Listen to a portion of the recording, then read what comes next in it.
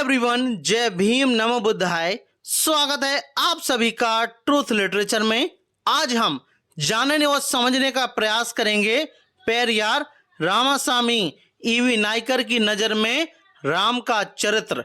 उनकी किताब जो कि बहुत ज़्यादा फेमस है, जिसका नाम उत्तर भारत में सच्ची रामायण है। तो उस किताब से हम जानने का प्रयास करेंगे। वीडियो शुरू करने से पहले मेरा अनुरोध है कि इस वीडियो को वह लोग ना देखें जिनकी भावनाएं आहत हो सकती हैं, तो उसमें मेरी कोई किसी भी प्रकार की जिम्मेवारी नहीं रहेगी। तो आइए इस किताब के बारे में थोड़ा सा जानते हैं और समझते हैं।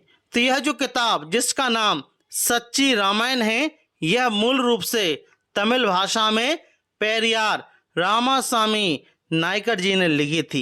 जब इस किताब को ललाई सिंह यादव जी ने, जिनको उत्तर भारत का पेरियार भी कहा जाता है, तो जब उनने हिंदी भाषा में इसको ट्रांसलेट किया तो भूचाल आ गया।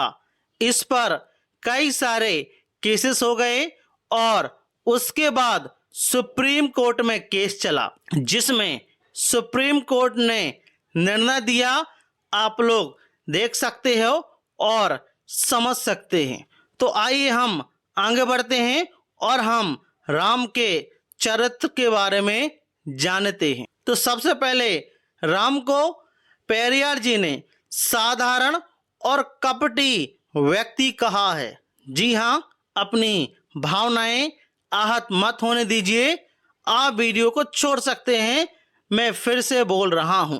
तो राम को पेरियार जी ने साधारण और कपटी व्यक्ति कहा। क्यों कहा? पुस्तक में राम को एक साधारण मनुष्य से भी हीन बताया गया है और कहा गया है कि वह शूरवीर नहीं बल्कि कायर था। उसे पाखंडी, दंभी, कपटी और दुष्ट कहा गया है, जो अपने स्वार्थ सिद्धि के लिए कोई भी घृणित कार्य करने को तैयार रहता था। तो जब आप इस किताब को पढ़ोगे तो आपको बहुत अच्छे से जानकारी मिलेगी। उसके बाद पेरियार जी ने और ललाई सिंह यादव जी ने राम को सत्ता का लोभी भी कहा है। क्या बोले कि राम को राजगद्दी का इच्छुक बताया गया है और कहा गया है कि वह अपने पिता के वचनों के अनुसार वन जाते समय से ही पिता के वचनों का पालन करते हुए वन में रहकर अयोध्या लौटने पर स्वयं राजा बनना चाहता था, अर्थात वह पदोलूप था, अर्थात पद का लोभी था। तो यह मैं अपनी तरफ से इसमें कुछ भी नहीं बोल रहा हूँ, सिर्फ मैं आपके सामने पढ़ रहा हूँ। इसके बाद उन्होंने षड्यंत्र में शामिल कहा। क्या बोला कि राम को दशरथ के घृणित और कपटपूर्ण षड्यंत्र का सह अपराधी बताया गया है, जिसका उद्देश्य भरत से राजगद्दी छीनकर उसे स्वयं दिलाना था। उसने भरत की अनुपस्थिति में अपने पिता द्वारा राजगद्दी मिलने के प्रचंडों से स्वयं को संतुष्ट पाया।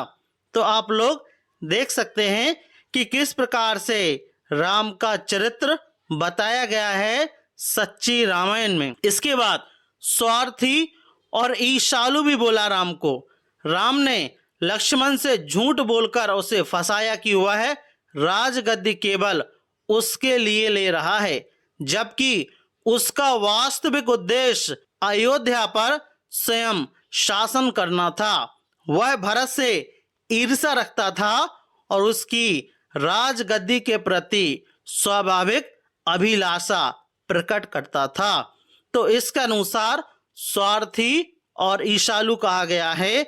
जब आप इस किताब को पढ़ोगे तो इसमें बिल्कुल रेफरेंस के साथ में बताया गया है कि किस अरण्य कांड में या फिर अयोध्या कांड में या फिर किस सर्ग में क्या बात लिखी गई है। इसके बाद पेरियार रामास्वामी नायकर जी ने और ललाई सिंह यादव जी ने राम को क्रूर और निर्दयी बताया उनकी किताब में। तो राम ने सुशील और लज्जावती स्त्रियों को न केवल छेड़ा बल्कि उन्हें मार भी डाला। जैसे कि ताड़का, उसने सूर्पनखा के कान और नाक काट दिए क्योंकि वह उससे प्रेम करती थी। उसने बिना किसी प्रमाणिक कारण के ताड़ के पेड़ों की ओड़ में छिपकर बाली को मारा, जबकि बाली दूसरे व्यक्ति से लड़ने में संलग्न था, मतलब व्यस्त था।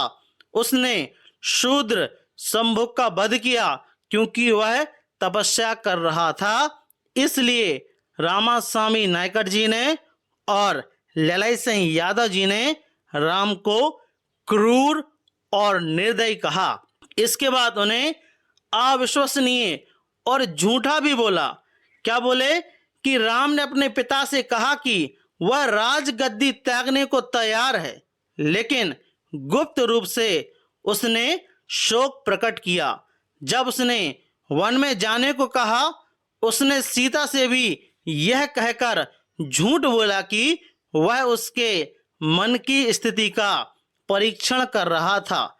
जब सीता ने भरत के साथ अयोध्या में रहने की इच्छा व्यक्त की थी तो उन्हें अविश्वसनीय और झूठा भी बोला। इसके अलावा राम को सीता के प्रति संदेह व्यक्त करने वाला व्यक्ति भी बोला।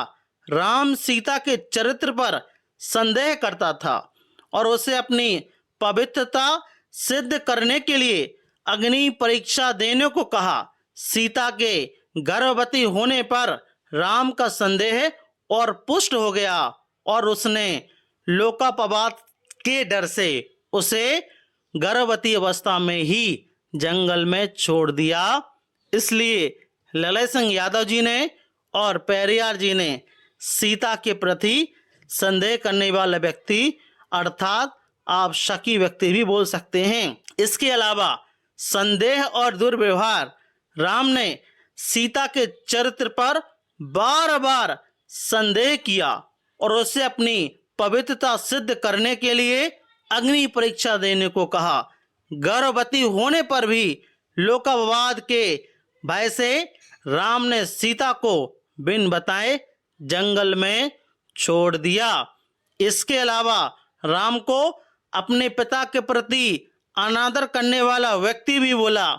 जब राम को वनवास जाने को कहा गया तो उसने अपने पिता दशरथ को मूर्ख और निंदनीय शब्दों से संबोधित किया, यह कहते हुए कि कौन ऐसा मूर्ख होगा जो अपने आज्ञाकारी पुत्र को वन में भेज देंगे। तो यदि आप डिटेल में जानना पड़ेगा तो आपको किताब पढ़नी पड़ेगी।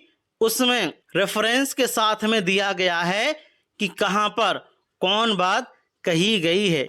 इसके अलावा जब हम राम की बात करते हैं तो उनकी जन्म की जो स्थिति है वह संदिग्ध है और पितृत्व है, अर्थात राम के जन्म को यज्ञ की विधि विधानों के फलस्वरूप हुआ बताया गया है, जिसमें जानवरों का वध कर उसके मांस को ब्राह्मणों द्वारा खाया जाता था।